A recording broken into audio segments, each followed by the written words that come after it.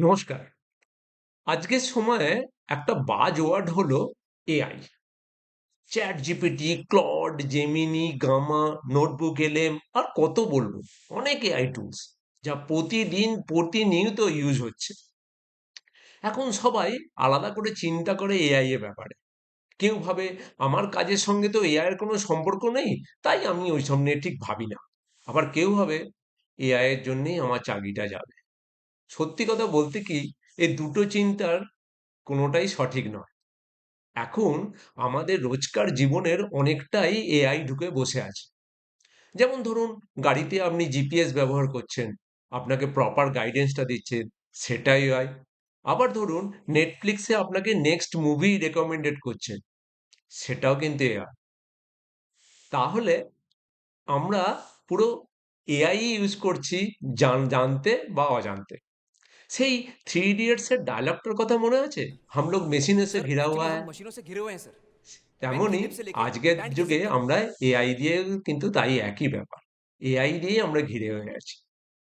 ঠিক আছে? আর এআই যখন ইউজ হচ্ছে, সমস্ত ইন্ডাস্ট্রিতেই ইউজ হচ্ছে। যেমন ধরুন, ব্যাংকিং, হেলথ কেয়ার, এডুকেশন সবেতেই। এই এআই থেকে মানুষের কিছু মিথ তৈরি হয়েছে। যেমন ধরুন, AI will replace every job. কিন্তু রিয়ালিটি হলো AI replace the repetitive job, not the human intelligence. AI will eliminate some role, এটা মানতেই হবে। তার সঙ্গে সঙ্গে অনেক কিছু নতুন অপরচুনিটিও তৈরি করবে, সেটাও বুঝতে হবে।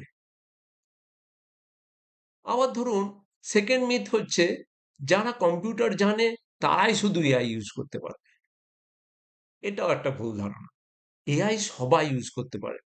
সেটা টিচার হতে পারে, স্টুডেন্ট হতে পারে, এইচআর প্রফেশনাল হতে পারে, অ্যাকাউন্টস হতে পারে, ডক্টরস হতে পারে, সবাই যে কোনো লোকই ইউজ করতে পারে, যে কোনো প্রফেশন ইউজ করতে পারে।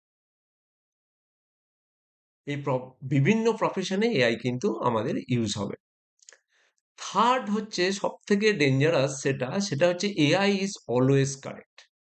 এটা সম্পূর্ণ ভুল ধারণা। আপনি কি জানেন, সামটাইমস এআই যে ইনফরমেশনটা দেয় সেটা আউটডেটেড এবং অথবা বায়াস, এবং স- এটা অনেক সময় সম্পূর্ণরূপে কারেন্ট ইনফরমেশন কিন্তু দেয় না।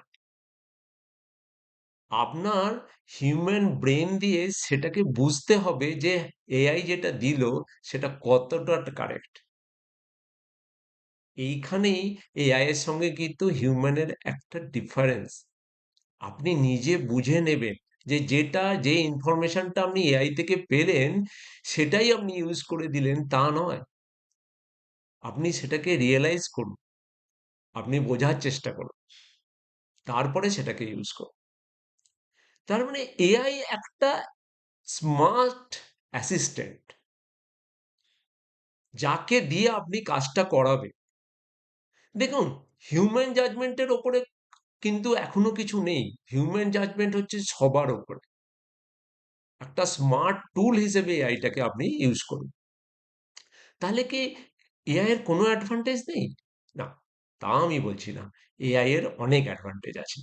যেমন ধরুন, সেভ টাইম। কিরকম? না, আপনি ধরুন মান্থলি বা উইকলি কোনো রিপোর্ট প্রিপেয়ার করেন এবং তার জন্যে 4 আওয়ার্স টু 6 আওয়ার্স চলে যায়। আপনি এআই টুল দিয়ে সেই রিপোর্টটাই 10 মিনিটে করতে পারবেন। সেখানে আপনার টাইম এবং এফর্ট সেভ হলো, সেটাও বিরাট ব্যাপার। আর এর সঙ্গে সঙ্গে আপনার প্রোডাক্টিভিটিটাও বাড়ে। সেকেন্ড কি? সেকেন্ড হচ্ছে বেটার লার্নিং। যারা পড়াশোনা করছে তারা অনেক কমপ্লেক্স প্রবলেম ইজিলি সলভ করতে পারে এআই টুল দিয়ে। তারা এআই টুল দিয়ে এক্সাম প্রিপারেশন করছে। যারা জব শেখার, তারা রিজুমে প্রিপেয়ার করছে, ইন্টারভিউর জন্য প্রিপারেশন নিচ্ছে এআই টুল দিয়ে। যারা ডক্টর, তাদের ডায়াগনোসিস অ্যানালিসিস খুব তাড়াতাড়ি করতে পারছে এবং আমরা তার জন্য খুব তাড়াতাড়ি ভালো ট্রিটমেন্ট পাচ্ছি। এটা এআই এর অ্যাডভান্টেজ। যারা বিজনেসম্যান তারা প্রেডিক্টিভ অ্যানালিসিস করছে, বিজনেস অ্যানালিসিস করছে, মার্কেট অ্যানালিসিস করছে, তাদের বিজনেসে গ্রোথ আসছে। সব থেকে বড় ব্যাপার হলো এই এআই কিন্তু 24/7 অ্যাভেলেবেল। এটা একটা বিরাট অ্যাডভান্টেজ, তাই না? তাহলে সমস্ত জিনিসেরই যেমন ভালো এবং খারাপ থাকে, তাহলে এআই এরও থাকবে। তাহলে অ্যাডভান্টেজ যখন বললাম, তখন ডিসঅ্যাডভান্টেজও বলতে হবে।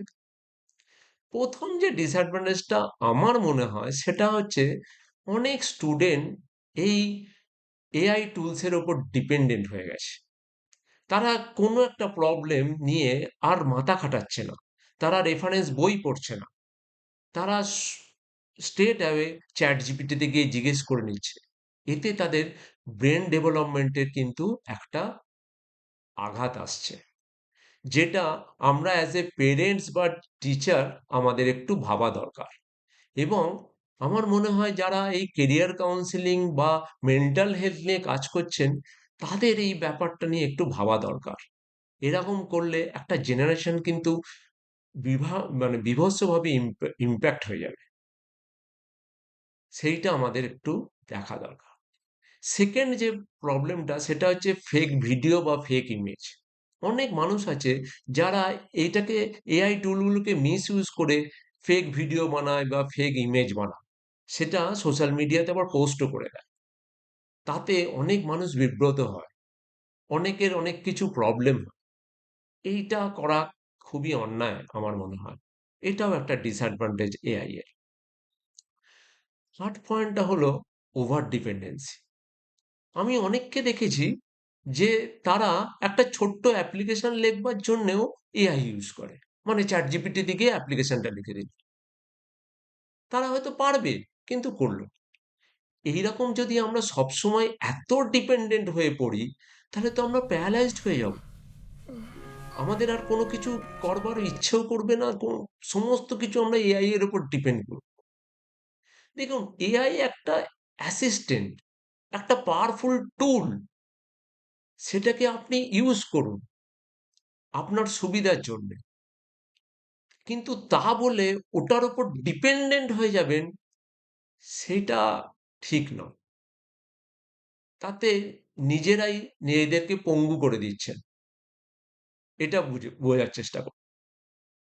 দেখুন, আর্টিফিশিয়াল ইন্টেলিজেন্স আমাদের কোনো শত্রু নয়, কোনো এনিমি নয়।